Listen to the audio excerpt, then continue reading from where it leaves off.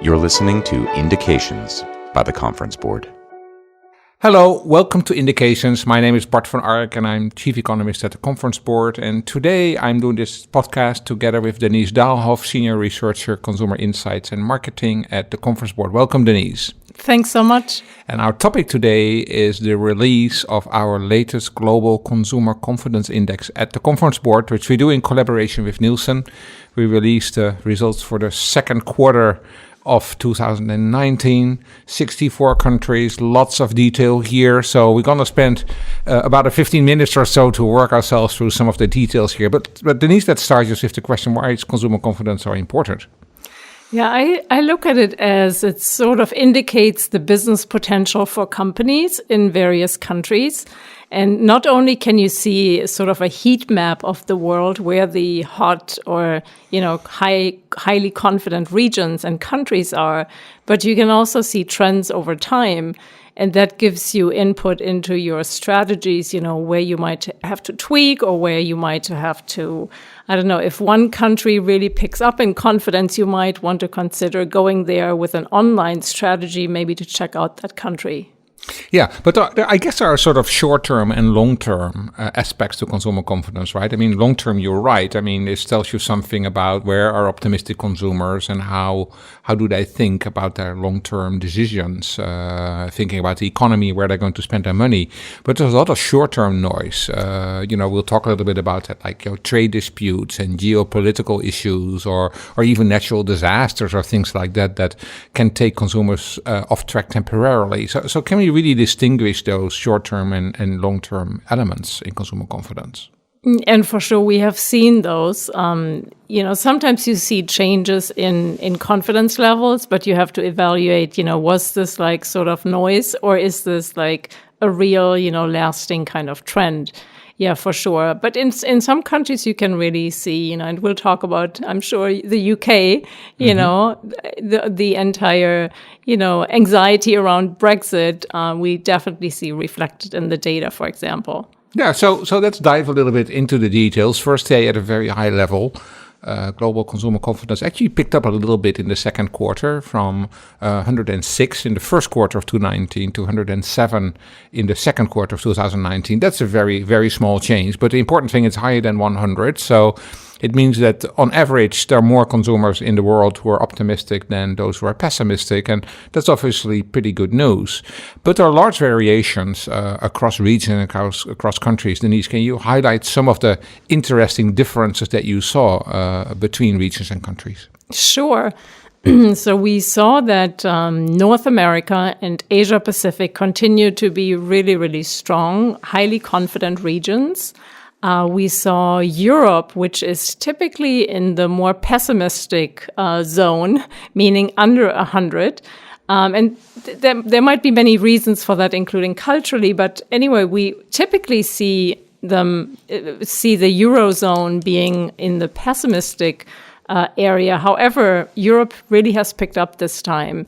On the other hand, Latin America has actually dropped quite significantly as a region.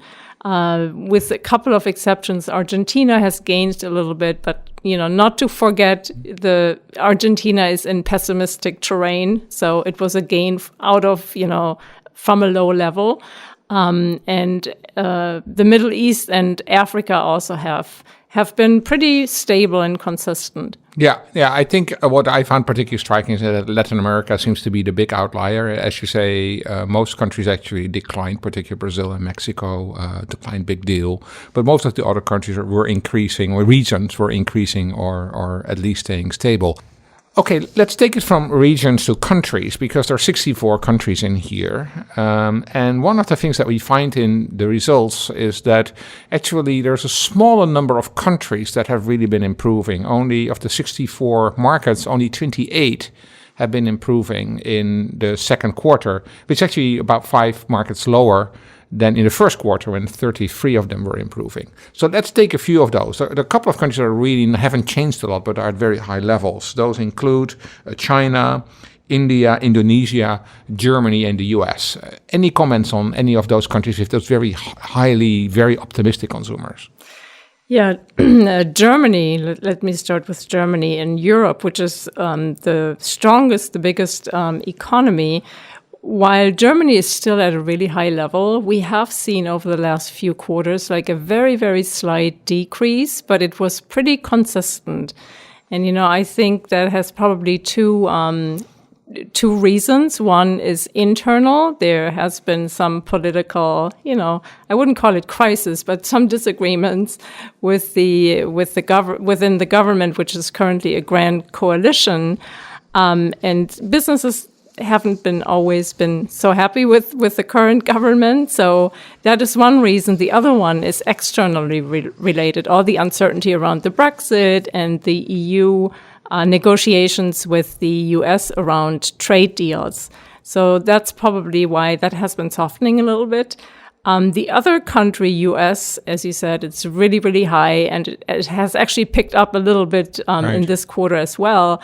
The interesting observation there is that the US is surrounded by two countries or even regions, in the case of Latin America, that have lost in confidence, which, when you think about trade and exports, that doesn't bode well. You want to have strong neighbors. So that's just an interesting... so Canada and Mexico both showed pretty big declines. And even like more south, like in all the Latin American countries. The other one that was high was China, and I find it particularly interesting that both the US and China, which are sort of in the middle of these trade disputes and everything else, that somehow consumers have not yet been hugely affected by it. I think there are multiple reasons for that. In the US, I think one reason is there's still a very strong job market. And as long as the job market is strong, which is an underlying question for this consumer confidence index, people, will see their incomes rise, their personal finances improve. And that's all good for consumer confidence. I think in the case of China, which is harder hit, frankly, by those trade disputes, I think the government is still sort of helping consumers out a little bit to soften the potential blow. So consumers are basically pulling the economy through in those two markets, even though they are significantly threatened. So in the US, just to add to that, also, we haven't seen much of a price increase based on the trade dispute with China. So that's why, one of our components of confidence is, is it a good time to spend? And consumers still see it as a good time to spend. So it hasn't reflected there yet either. Right, and we'll go a little bit into that in the second part of this podcast.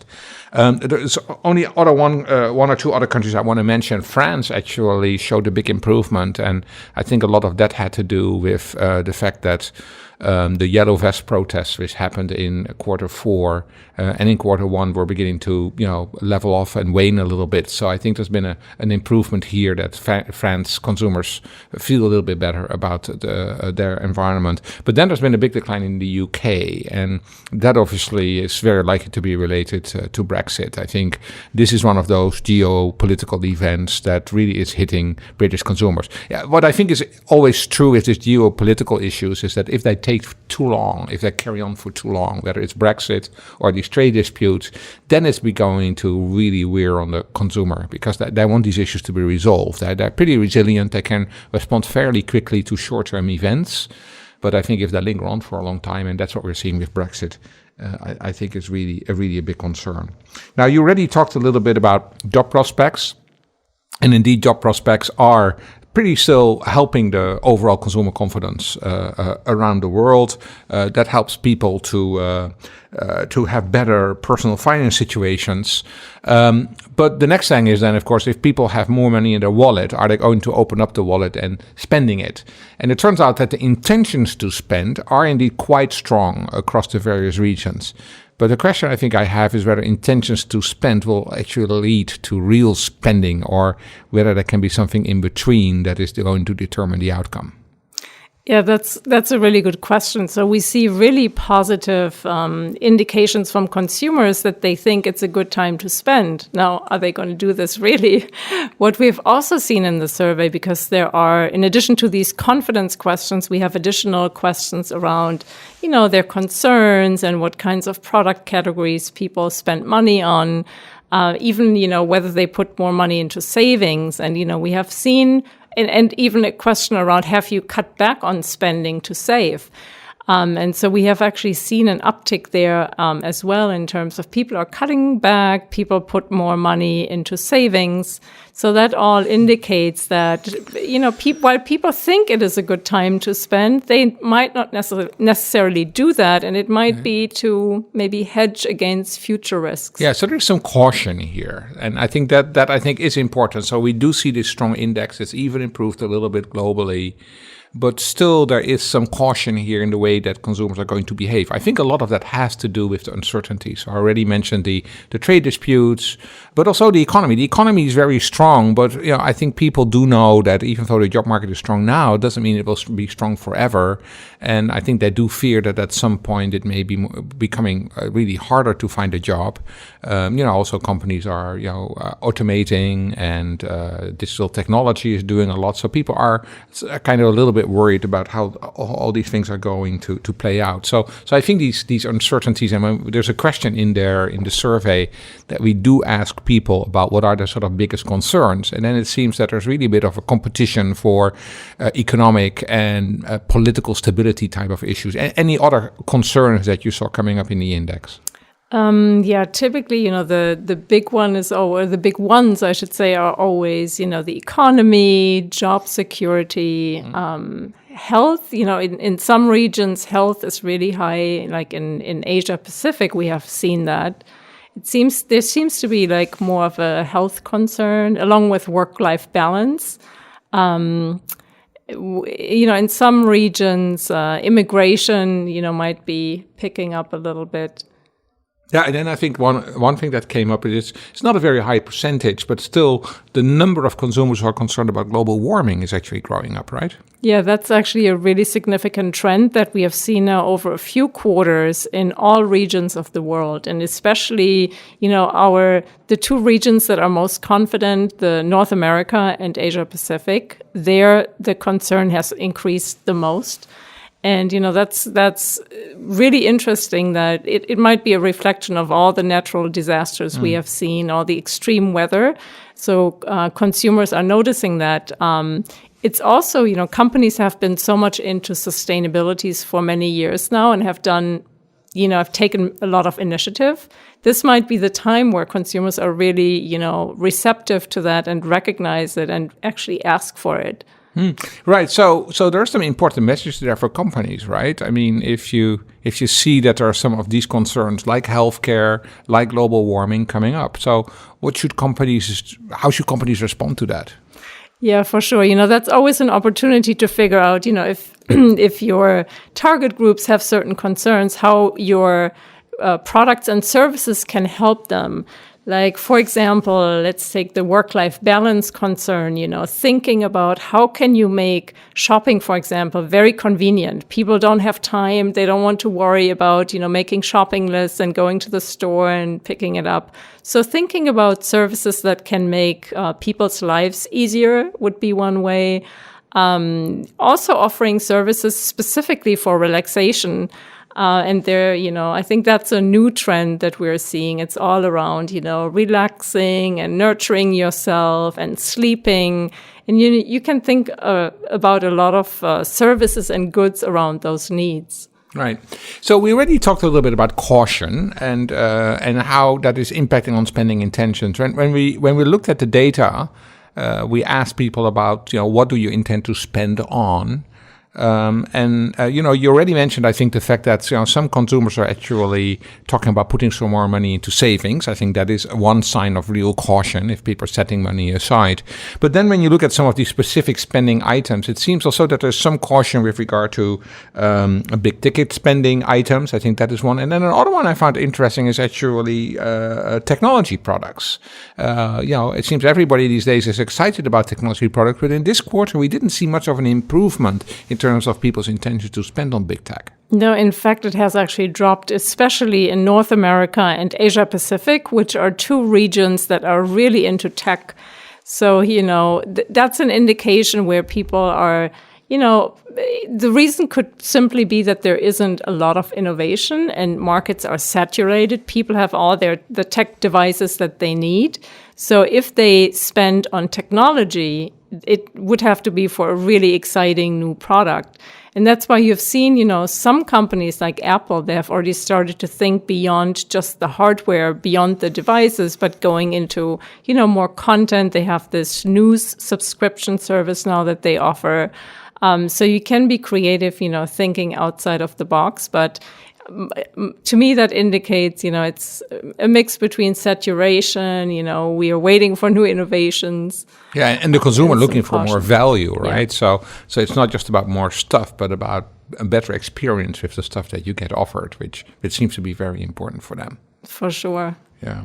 So overall, I think when we look at these results, Denise, I would say, overall, this looks good. I mean, consumers are still very optimistic. And when we look at consumer confidence, it's a good predictor for the economy. So as an economist, I would say we can still be fairly confident that at least in the short term, we're not sort of hitting the wall. And that recession risk is something that, from these kind of data doesn't look very, very strong. Also seems to suggest the consumer really is pulling us through, because it's the business sector that has a lot of concerns about all these trade disputes and everything else. The consumer is still kind of waiting this out on how this is going to develop. And that might be because, businesses, of course, are thinking, by design more long term. They look, at all these factors. Consumers often respond, when you see it. Yeah. Which is, exactly what we're seeing with the trade disputes. It's right now, it's still a good time. So why worry right now? Yeah, exactly. And it goes back to our earlier point. I mean, there are short-term issues that can take consumers temporarily off track, but usually they recover very, very soon. But if it lingers on too long, and that is perhaps the thing that we need to really be worried about, because if we're looking under the hood of the macro high-level numbers, we do see that caution with regard to not spending on big-ticket items, putting some more money into savings and so on. That should make us a little bit concerned. So overall, good news, but with a touch of caution, I guess, right? Yeah, for sure. And, while companies have to always think about their customers, their needs, their preferences, always be one step ahead, this is probably a time where this is particularly important to think, about the future and think about different scenarios that might be happening down the line. Right. And that's why we're doing this work at the Conference Board. We want all of you to be one step ahead, as you said, and that's why we're doing these kind of confidence measures. So a lot of material in our Global Conference Board Consumer Confidence Index. You can find all that material by going to our website, go to conferenceboard.org, and then go to Global Consumer Confidence. You can download the report, you can download the data, take a look at some of the data, and do some slicing and dicing to look at the areas of your interest. So please go there. This was the podcast on the second quarter Global Consumer Confidence Index. Denise, thank you for joining me. The third quarter will be published in October. And then finally, if you like this content and these podcasts by the Conference Board, then please subscribe to them. You can do that on our website, or you can go to iTunes, Google Play, or Spotify and just subscribe. Thank you for joining us today. This has been Indications from the Conference Board.